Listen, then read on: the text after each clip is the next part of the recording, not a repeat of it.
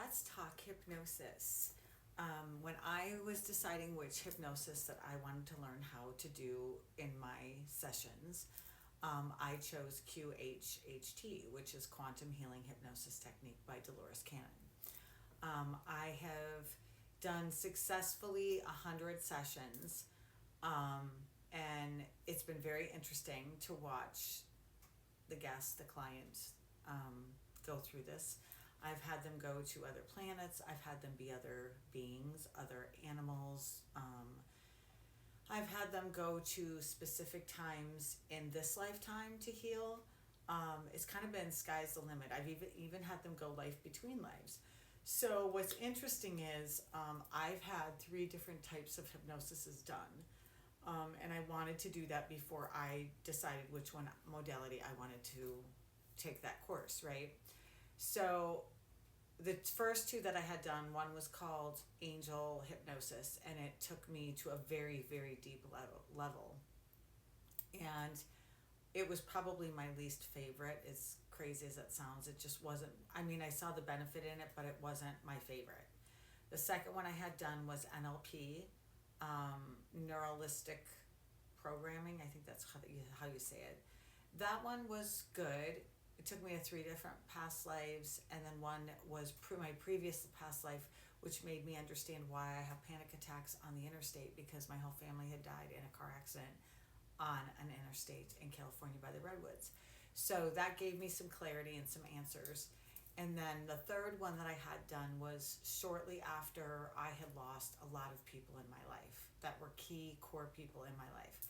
And that one was called Life Between Lives. And that was probably the most profound one that I had. Um, I'll try to make it short, but it consisted of, I'm regressed back to when I'm in my mother's womb. And just so everybody knows, when you're in the womb, I could hear everything that my mom was doing. I could smell what she was smelling. I could hear what she was saying. I could feel her emotions. It was really cool to be able to be back as a fetus in my mother's womb, and hearing, feeling, and sensing everything about her. And even when she touched her stomach and was just talking to my sister, my sibling at the time, I could feel the love that she had for me as a fetus. So it was really cool. And then I shot right back into Life Between Lives. And when I was in Source, that was very, very interesting. And I got to have a choice. And normally because I do Akashic Records as well, so the course that I took with Akashic Records, it was more like a library type thing. Well, this was not a library. This was, I felt like once I got spit out of Source, which is this vibrant energy of light, like you're just a part of a whole. It's really hard to explain, but it is phenomenal, and it is so energetic and amazing and incredible. And when I got pushed, spewed out of that, I don't know how else it was, like just a blip, there I was. And I'm standing in the middle of this Source, and there's like these dimensions all around me, and it was as if they were moving. They were living, like a living library, if you will. Okay. And I got to choose. And the practitioner that was talking to me, she was from Scotland, and we were doing this online. And she was telling me which one are you being drawn to go to, and I was explaining everything to her. And it ended up that I said, I feel like I'm getting pulled towards this. So she said, well, go there. So I went there, and I instantly went to what I call the Blue Planet. And then I told her all about that, and it was absolutely fascinating. And it was where you create energy and then send it off to other planets for them to use, and aiding their planet and discovery and all the things, manifesting. It was by far so freaking cool. And then the next part was, when I was done with that, and I mean, this went on over a period of 3 hours, by the way.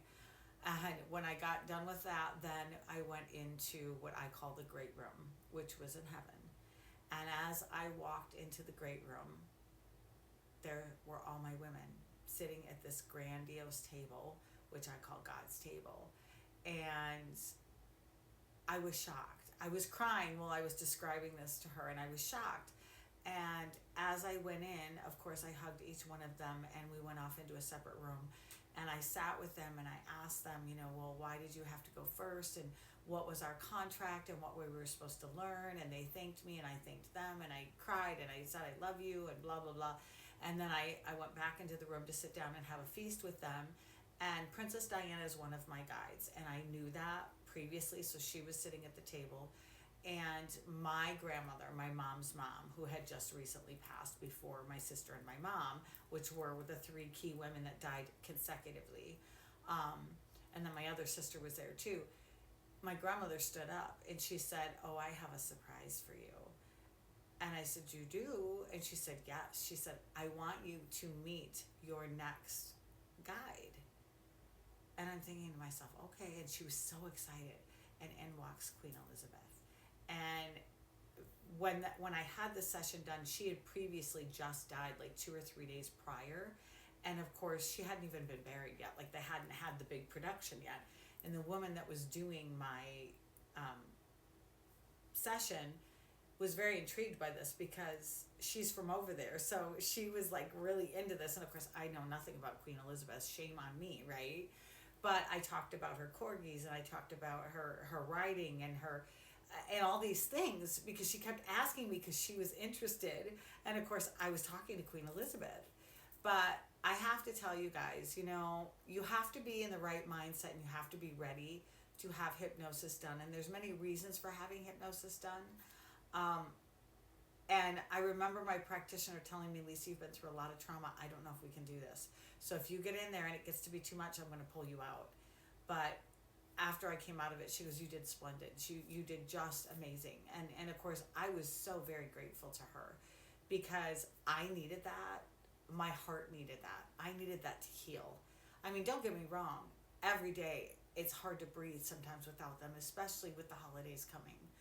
But I've always known there's a better place. And I know that my loved ones are there and I know that's where I'm going. But it was really cool to be able to have that experience.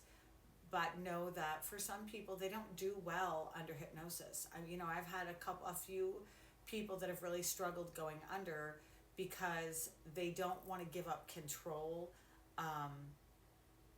or their repeating thoughts or trauma kind of get in the way, or anxiety, those type things, which there's nothing wrong with that. I had one client that actually said to me, you know what, Lisa, I like when you tell me better than me going in. And there's nothing wrong with that. I talk to people about past lives all the time in their sessions. When I do healing, I do readings because I feel that that's part of the healing. So if it comes through and it's for their highest good, you're darn right I'm going to give it to you. As long as you're open to it, you're going to get it.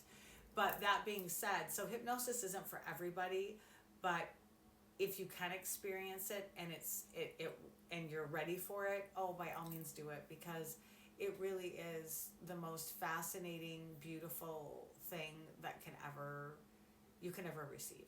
So it feels different when it's coming out of you and you're experiencing it versus someone else giving you that, meaning me as a psychic or medium giving that to you.